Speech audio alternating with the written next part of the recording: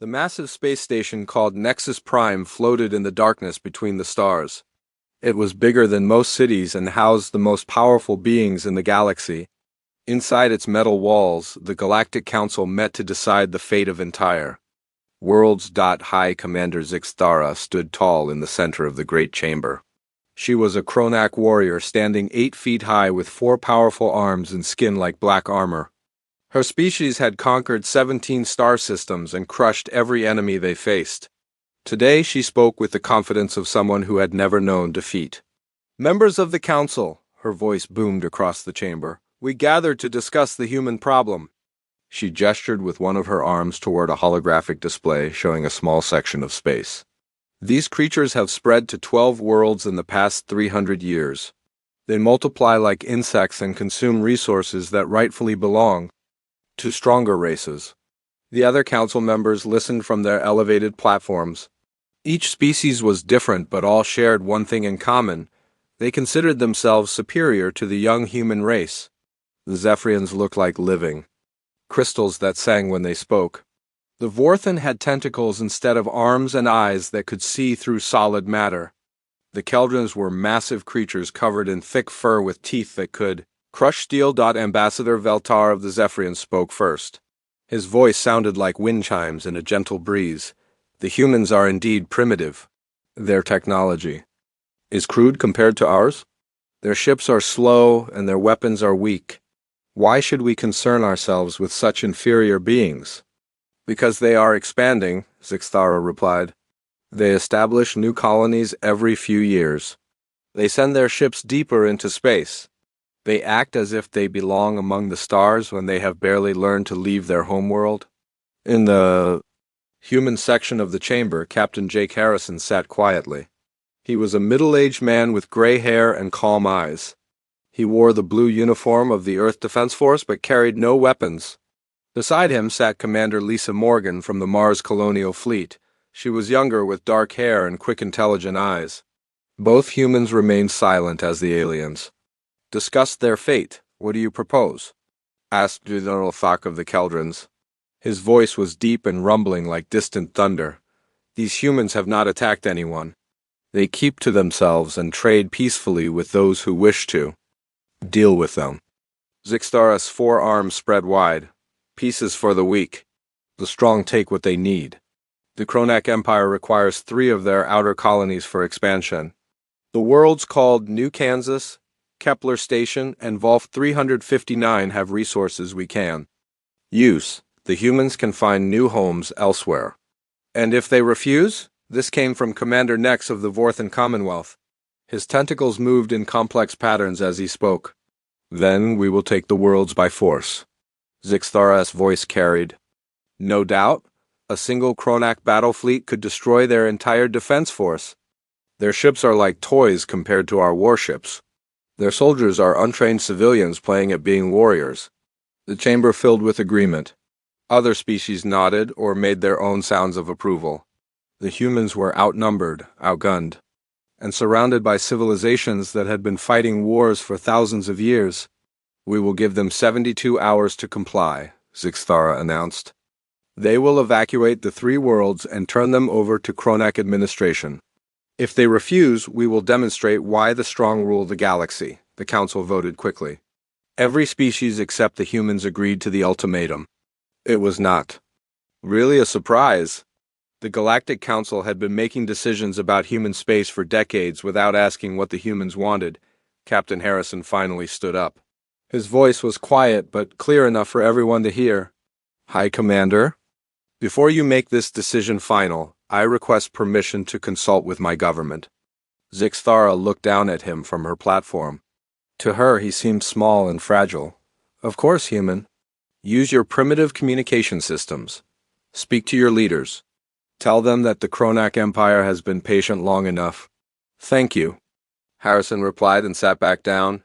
Commander Morgan leaned over to whisper something in his ear, but her expression remained calm. As the session ended, Zixtara felt satisfied. The humans would surrender quickly once they understood the situation. No rational species would fight against impossible odds. It would be a simple matter of moving some colonists and claiming new territory. But as she left the chamber, something caught her attention. In the observer section sat an old Kronak warrior she had not seen in many years. His name was Kethmar, and he had been a general during the Rigel Wars. His body was covered in scars from decades of battle, and his eyes held the wisdom of someone who had seen too much death. What surprised Zixthara was the expression on his face. Kethmar was not smiling or showing approval. Instead, he looked worried. His scarred features showed something she had rarely seen from a Kronak warrior: fear. Their eyes met across the chamber. Kethmar slowly shook his head as if trying to warn her about something. Then he stood and walked away, leaving Zixthara with an uncomfortable feeling she could not explain. The die was cast. The ultimatum would be delivered to Earth within the hour. In 72 hours, the humans would either surrender or face the might of the Kronak Empire. It should have been a simple matter, but something in the old warrior's eyes suggested that dealing with humans might not be as easy as the Council believed. The corridors of Nexus Prime were dimly lit during the night cycle. Most of the delegates had returned to their quarters, but Zixthara walked alone through the empty halls. She could not shake the memory of Kethmar's worried expression. The old warrior had been one of the greatest generals in Kronak history, and his fear made no sense. She found him in the observation deck, staring out at the stars. His scarred hands gripped the metal railing as he watched the distant lights of passing ships. When he heard her footsteps, he turned slowly. "High Commander," he said quietly. "I wondered if you would come." "You look troubled in the council chamber," Zixthara replied. "I do not understand why. The humans are weak and divided. This will be an easy victory." Kethmar's weathered face showed no expression. "That is what I thought 40 years ago. I was wrong then, and you are wrong now. Explain yourself, old warrior. What could possibly make you fear these primitives?" Kethmar was silent for a long moment. Then he began to speak in a voice barely above a whisper. "It was during the Proxima incident. I was leading an advance patrol near the edge of human space. We encountered a colony ship called the New Denver." Zixthara remembered hearing about the incident, but only brief reports. A minor skirmish with civilian vessels. Nothing more, Kethmar repeated bitterly. "That is what the official report said. But I was there. I saw what happened." He turned to face her fully. The New Denver was carrying 500 colonists to a new world. Families with children, elderly couples, young people starting new lives. They were not soldiers. Then it should have been simple to capture them. That is what I thought. We had 10 warships. They had 1 colony transport with basic defensive weapons. I sent the standard demand for surrender, expecting them to comply immediately. Kethmar's voice grew distant as he remembered. The response came from their captain, a man named Ben Collins. He said only 3 words: "Come and take it." "Foolish bravado," Zixthara said. "Did you destroy them quickly?"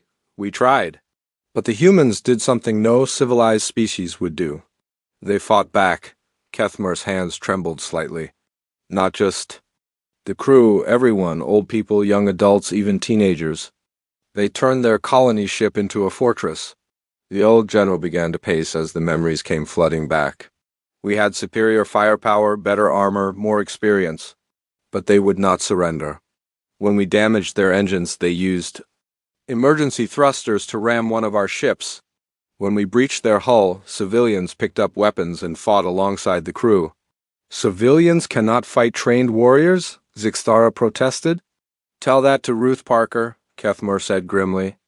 She was a grandmother, maybe 60 years old. She had never held a weapon in her life. But when my warriors boarded their ship, she stood in a corridor with nothing but a metal tool from their repair kit. She held off 3 of my best soldiers for 10 minutes before they finally brought her down. Zixthara felt confused. 1 elderly, female against 3 Kronak warriors? She was not fighting for glory or conquest. She was fighting to protect her family. Her grandchildren were hiding behind her. Kethmar's voice grew quiet. I have never seen such fury in any living being. She fought like a wild animal defending its young. "But you won the battle," Zixthara said. "The humans were defeated." "Were they?" Kethmar asked. "Yes, we captured the New Denver. But it took us 6 hours to subdue 500 civilians. 6 hours to defeat people who had never seen combat before. We lost 2 ships and suffered heavy casualties. The old warrior moved to the viewing window again. But that was not the worst part. When we finally took control of their ship, I found something in their computer systems. Messages they had been sending to other human colonies. What kind of messages? They were not calling for help or begging for rescue. They were warning other humans about our tactics. They were teaching them how to fight us. Kethmar's reflection in the window looked haunted. Even as they died, they were thinking about protecting other humans they had never met. Zixtara felt a chill run through her body. What happened next? Word spread through human space faster. Then we could move. Every colony began preparing for attack. They studied our methods, learned our weaknesses, and shared that knowledge with everyone. Kethmar turned back to her. Within months, every human settlement had become a potential battleground. But they are still just humans, Zixtara insisted. They die like any other species. Yes, they die. But they do not surrender, they do not retreat. They do not negotiate when their families are threatened. The old general's voice carried the weight of experience. I have fought dozens of species. Across the galaxy, all of them understood when they were beaten. All of them knew when to give up. And the humans? The humans do not understand defeat. They understand only victory or death. There is no middle ground with them. Kethmar walked toward the exit, then paused. High Commander, I have one final piece of advice. Cancel this ultimatum. Find another way to get what you want. That is impossible. The Council has already decided, Kethmar nodded sadly. Then you will learn what I learned at Proxima. The humans are not just another species to be conquered. They are something else entirely. Something that does not fit into our understanding of warfare. As he left the observation deck, his final words echoed in the empty corridor. When you threaten what they love, they become something beyond rational calculation. Remember that when your ships start burning. Zixtara stood alone in the darkness, staring out at the stars. Somewhere in that vast emptiness, the humans were receiving their ultimatum. In 72 hours, she would discover if Kethmar's warnings were the fears of an old warrior or the wisdom of bitter experience. The message from the Galactic Council reached Earth 6 hours later. President Alan Foster sat in the Oval Office of the United Earth Government Building, reading the ultimatum on his personal screen. His face remained calm, but his hands gripped. The desk edged tightly. Get me the emergency council, he told his aide, a young woman named Kelly Brooks.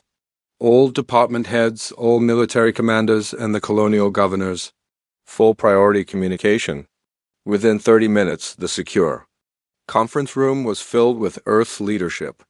General Kate Sullivan of the Earth Defense Force sat at the long table, her uniform crisp and her expression serious. Admiral Ryan Walsh from the Luna Fleet had arrived from the moon base still wearing his spacesuit gloves. Colonel Pete Brooks from the Mars Rapid Response Unit joined by hologram, his weathered face showing the strain of commanding forces spread across multiple worlds. Ladies and gentlemen, President Foster began, the Kronak Empire has given us 72 hours to evacuate 3 of our colonies. New Kansas, Kepler Station, and Volf 359 must be turned over to them, or they will take them by force. The room erupted in angry voices. General Sullivan slammed her hand on the table. They cannot be serious.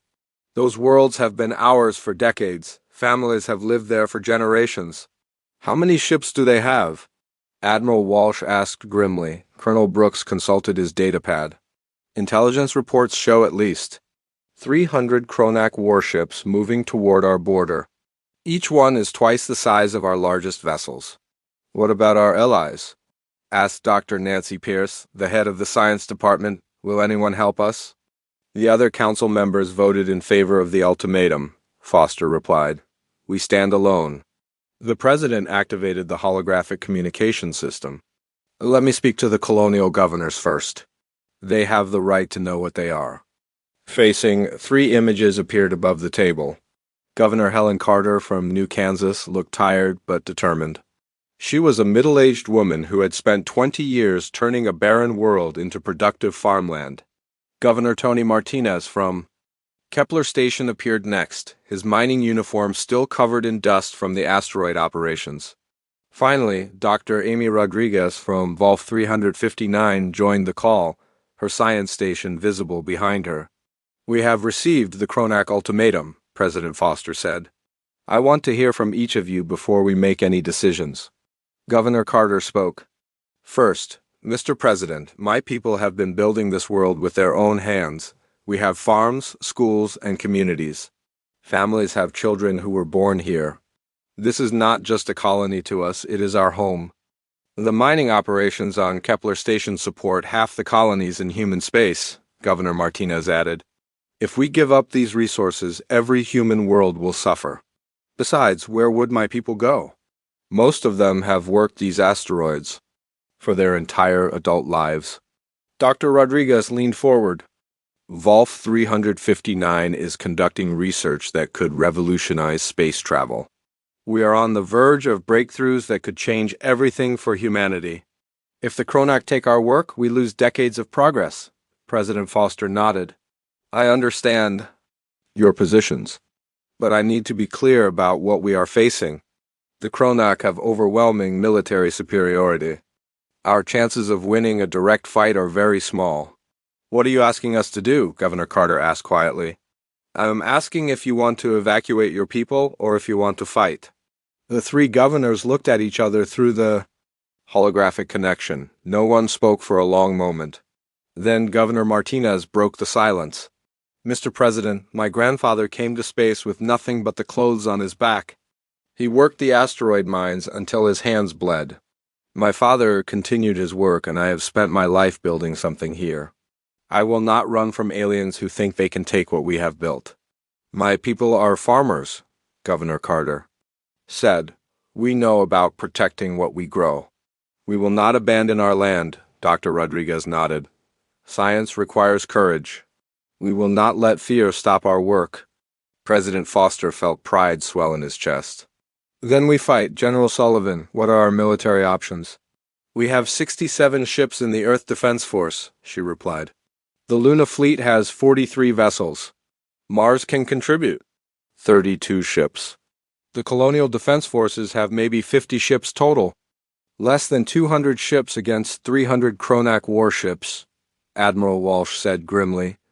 "The odds are not good." "Numbers do not tell the whole story," Colonel Brooks said from Mars. "We know our own space better than they do. We can use that advantage." President Foster stood up. "I want every available ship ready for combat. Contact the merchant marine, the transport companies, and the civilian contractors. Anyone who can fly a ship and carry a weapon." "Sir," General Sullivan said carefully, "civilian vessels are not designed for combat. We would be sending people to their deaths." "Then make that choice clear to them," Foster replied. "But make the choice available. This is not just about military forces. This is about whether humanity will bow to alien demands or stand up for itself." The meeting continued for hours as they planned their response. Supply lines were organized, weapons were distributed, and communication networks were established. Every human world would know what was happening and would have the chance to help Dot as the meeting ended. President Foster prepared to address the nation. He would speak to every human settlement, every ship, every family. The message would be broadcast across space to reach the farthest colonies. "My fellow humans," he began, his voice carrying across the void to millions of listening ears, "we face a choice that will define our species. We can surrender our homes and our freedom, or we can fight for what we believe is right." He paused, looking directly into the camera. "The Kronak Empire believes we are weak because we are young. They think we will run because we are outnumbered. They are wrong." The president's voice grew stronger. "To the Kronak Empire and all who support them, I say this: we are not your subjects, we are not your property. We are free human beings, and we will remain free." He took a deep breath before delivering the final words. "You want our worlds? Come and take them." The message was broadcast to every corner of human space. On Earth, families gathered around their screens. On Mars, miners stopped their work to listen. On distant colonies, settlers heard the words and made their own choices. The response was immediate and overwhelming. Merchant ships changed course toward the threatened colonies. Transport vessels requested weapon upgrades. Even passenger liners volunteered to carry supplies and reinforcements. Humanity had made its choice. They would fight. The Kronak war fleet appeared at the edge of human space exactly 72 hours after the ultimatum expired. War Marshal Vexfer commanded the massive force from his flagship, a vessel the size of a small city. He was even larger than most. Kronak warriors with battle scars covering his forearms and a reputation for crushing rebellions quickly. Report on human defenses, he ordered his tactical officer. Sub-Commander Nixtile studied the sensor readings. The colonies appear to be defended, but their ships are primitive.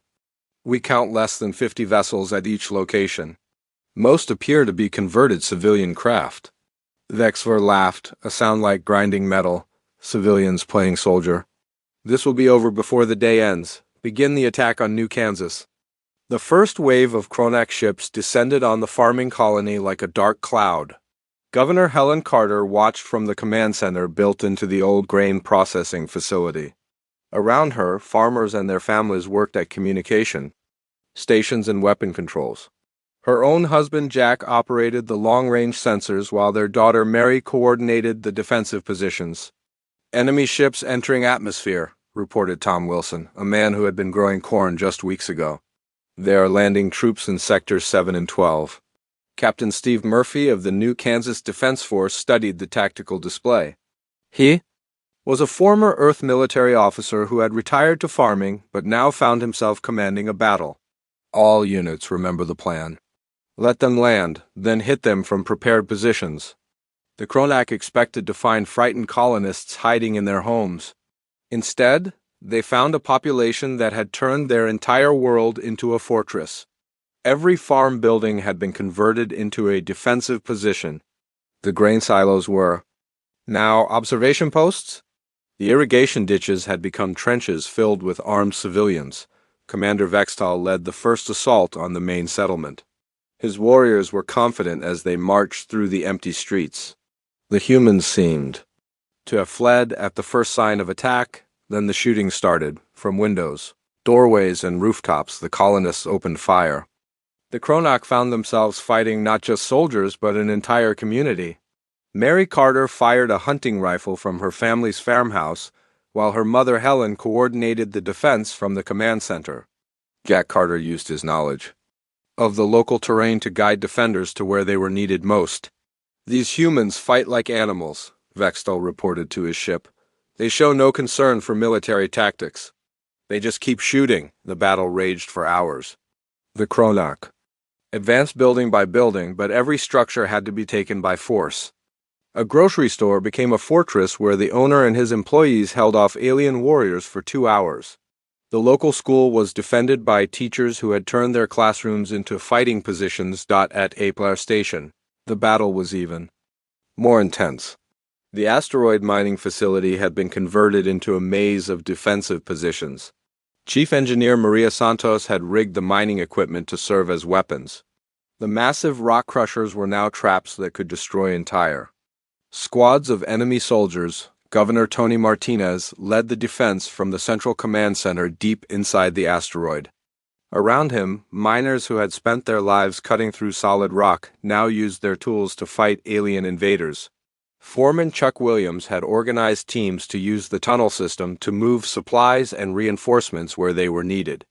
They are trying to take the main docking bay, reported Lisa Hayes, a transport pilot who now operated the communication system. But our people are making them pay for every meter. The Kronak forces found themselves fighting in conditions they had never experienced. The asteroid's low gravity made their heavy armor a disadvantage. The narrow tunnels favored the smaller humans who knew every passage. Worst of all, the humans had rigged explosive charges throughout the facility. If we cannot keep it, we will destroy it, Martinez announced over the communication system. The Kronak will get nothing from us. At Volf 359, Dr. Amy Rodriguez had turned her research station into a scientific fortress. The deep space sensors were now early warning systems. The laboratory equipment had been converted into weapons. Even the experimental drives were being used to power defensive systems. The research staff fought alongside the small security force. Dr. Mike Chun used his knowledge of physics to create improvised explosives. Dr. Sarah Kim turned the medical bay into a treatment center for wounded defenders.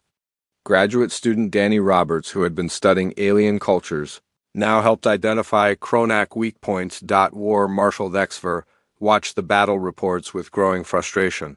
His forces were winning, but the cost was enormous. The humans were not surrendering even when their positions were hopeless. They fought until they were overwhelmed, then fell back to new positions and fought again. "How long to secure the colonies?" he asked his tactical officer. "At this rate, several weeks," Nixtal replied. "The humans are not fighting like a normal military force. They are fighting like every building is their last stand. Impossible. No species can sustain such losses." But the reports kept coming. Human defenders who ran out of ammunition picked up farming tools and mining equipment. When their weapons failed, they used their bare hands. Elderly colonists fought beside teenagers. Parents and children defended their homes together. The pattern was the same at all three colonies. The Kronak forces advanced slowly, paying in blood for every position they took. The humans fell back, regrouped, and fought again. There was no central command to destroy, no government to surrender. Every human seemed to be fighting their own personal war. "Sir," Nixtal said quietly, "we are receiving reports from across the galaxy. Other species are watching this battle. They are asking questions about why it is taking so long to defeat a few human colonies." Vexver felt something he had never experienced before: doubt. The humans were supposed to be weak and divided.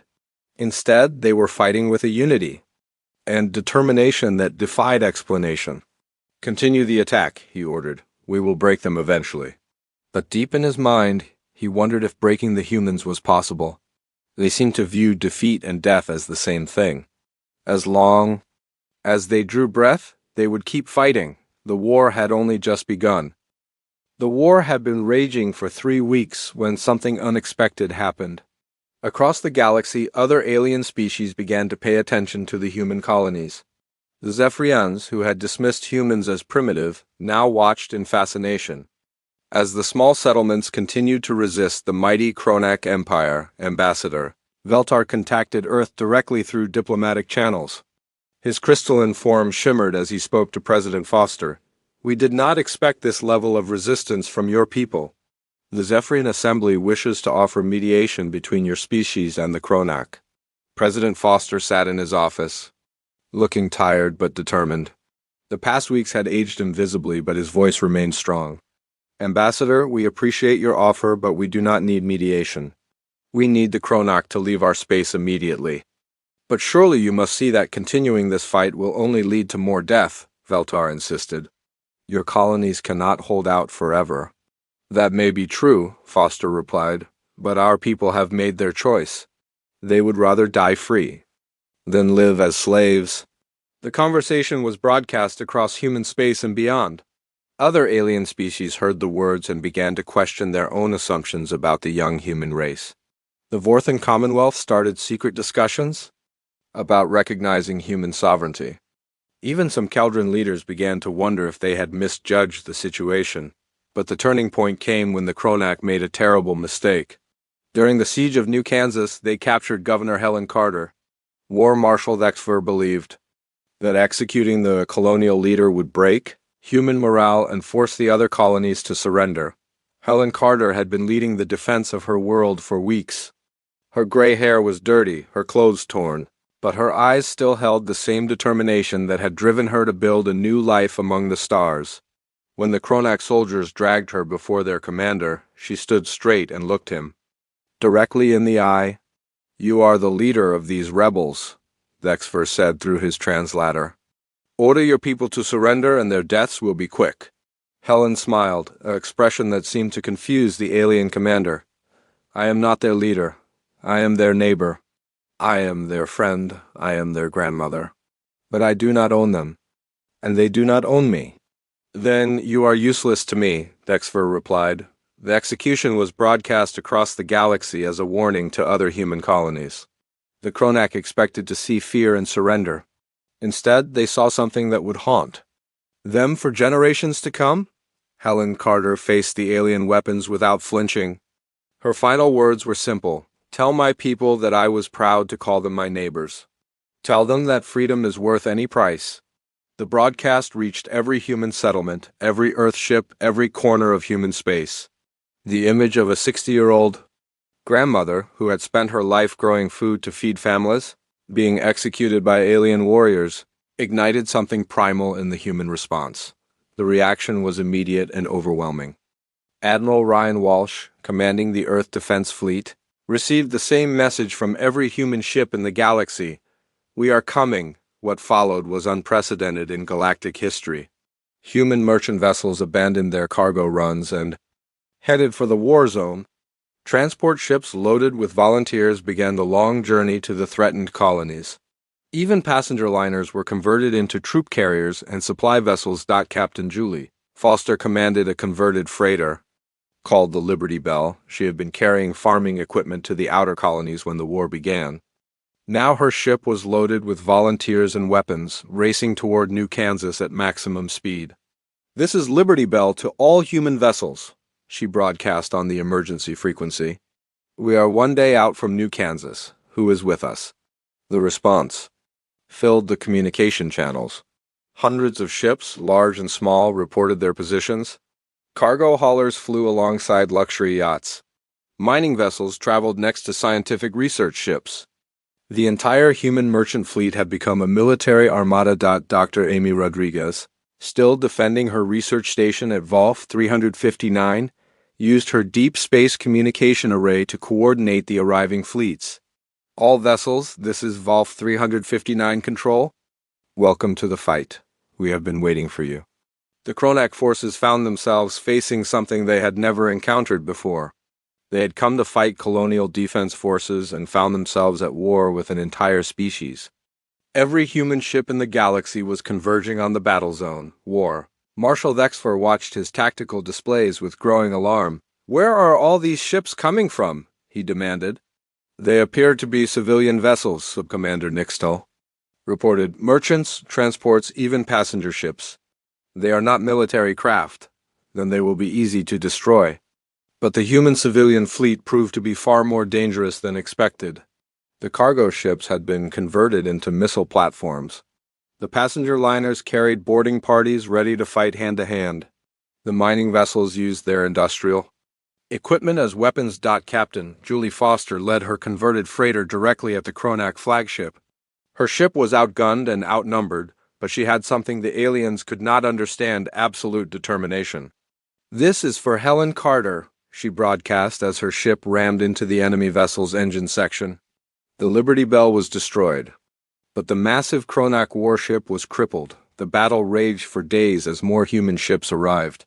They came from every corner of human space: Earth, Mars, the Luna colonies, and settlements so remote they had never seen a Kronak before. All came to fight for 3 small colonies they had never visited. Lieutenant Commander Paul Harrison, son of the diplomat who had sat silently in the Galactic Council, led a squadron of converted patrol boats against a Kronak destroyer. His ships were smaller and weaker, but they fought with the fury of people defending their homes. "All units, remember what we are fighting for," he transmitted to his squadron. "Not just 3 colonies, but the right to exist as free humans." The Kronak Empire, which had expected to crush a few rebellious settlements, found itself fighting a war against an entire species that refused to accept defeat. Every human ship that was destroyed was replaced by 2 more. Every position they captured was retaken by volunteers who had traveled across the galaxy to fight, for the first time. In centuries, the Kronak war machine began to falter. They were winning individual battles, but losing the war. The humans just kept coming, wave after wave, each one more determined than the last. War Marshal Vexfer stared at the tactical displays, showing hundreds of human ships surrounding his fleet. For the first time in his military career, he began to understand what Kethmer had tried to warn them about. The humans were not fighting for conquest or territory. They were fighting for each other. The final battle began at dawn on the 4th week of the war.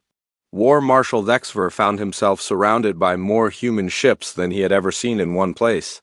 His mighty fleet, which had seemed invincible just weeks ago, was now outnumbered, and outfought by converted civilian vessels crewed by people who had never been soldiers. "Sir," Sub-Commander Nixtel reported, his voice shaking, "we have lost 60% of our fleet. The humans are not retreating. They are not surrendering. They just keep attacking." Vexver watched his tactical display as another wave of human ships approached. These were not military vessels, but cargo haulers, passenger transports, and mining ships. They should have been easy targets, but they fought with a desperation that made them incredibly dangerous. "How many more ships are coming?" he asked. "Unknown. Sir, they appear to be arriving from every human settlement in the galaxy." The truth was becoming clear to the Kronak commander. This was not a battle between armies, but a war between species. The humans had turned their entire civilization into a military force, and every ship, every person, every resource was being used to fight the invaders. Lieutenant Commander Paul Harrison led his squadron of patrol boats in a final assault on the Kronak flagship. His father had once sat quietly in the Galactic Council while aliens discussed humanity's fate. Now the son was fighting to ensure that humans would never again be treated as inferior beings. "This is Harrison to all human vessels," he broadcast on the emergency frequency. "We end this now. All ships, target the enemy flagship." The response was immediate. Hundreds of human ships turned toward the massive Kronak vessel. Cargo haulers launched improvised missiles. Passenger liners deployed boarding parties. Even the smallest ships joined the attack, their crews willing to sacrifice everything for victory. Paul's ship was hit by enemy fire and began to lose power. His engines were failing, his weapons were offline, but he continued toward the target. "Tell my father we did not let them down," he said to his communication officer. The patrol boat crashed into the Kronak flagship's bridge section. The explosion was visible from across the battlefield, and the massive enemy ship began to drift helplessly through space. War Marshal Vexver found himself trapped on his own command deck as human boarding parties fought their way through his ship. The attackers were not professional soldiers, but volunteers who had traveled across the galaxy to fight. They included teachers, farmers, mechanics, and students, ordinary people who had become extraordinary warriors. "Surrender," demanded Captain Mike Roberts, a former merchant officer who now led a mixed group of civilian fighters. "Your war is over." Vexver looked at the humans surrounding him. They were smaller than his warriors, less heavily armed, but their eyes held something he had never seen before: absolute conviction. They truly believed they were fighting for something more important than their own lives. "How?" he asked quietly. "How did you defeat us?" Captain Roberts considered the question.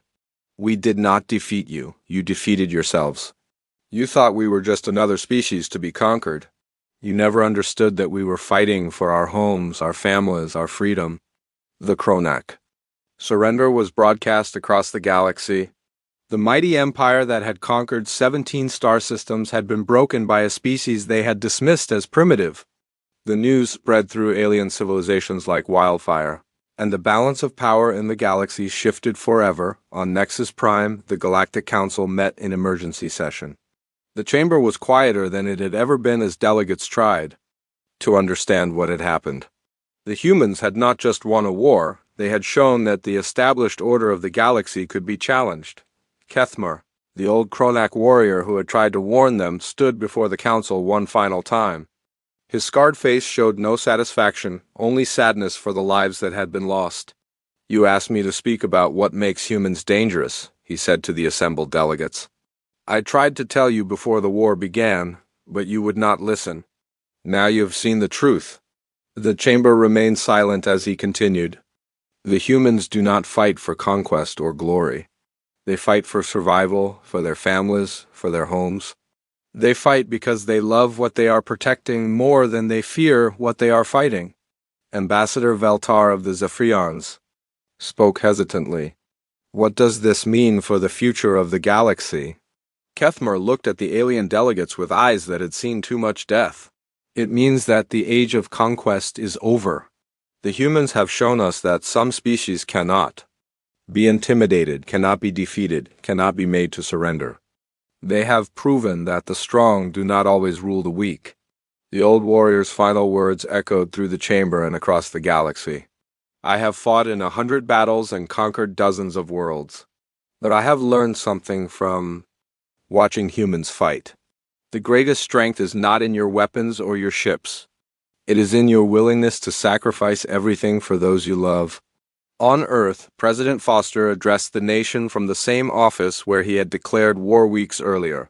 His face showed the strain of the conflict, but his voice carried hope for the future. We did not choose this war, he said, but we finished it. We have shown the galaxy that humanity will not be pushed around, will not be conquered, will not surrender our freedom to anyone. He paused, looking directly into the camera. But we also showed them something else. We showed them that humans fight not because we hate our enemies, but because we love our families, our homes, our way of life. That love made us stronger than any weapon. The war was over, but its effects would be felt for generations. The Kronak Empire was broken, its territories liberated. Other alien species, having witnessed human determination, chose cooperation over conquest. The galaxy had learned that humanity was not just another species to be controlled or dismissed. In the depths of space, where the colony ship New Denver had once fought its desperate battle 40 years earlier, a memorial station was built. The simple plaque read, "In memory of those who taught the galaxy that some things are worth fighting for." The message was clear to every species in the galaxy. Humanity had earned its place among the stars not through conquest but through courage. They had shown that the willingness to fight for what you love is stronger than any empire, any fleet, any weapon. The old warrior's warning had become a universal truth. Never fight humans. Because they will never stop fighting for each other.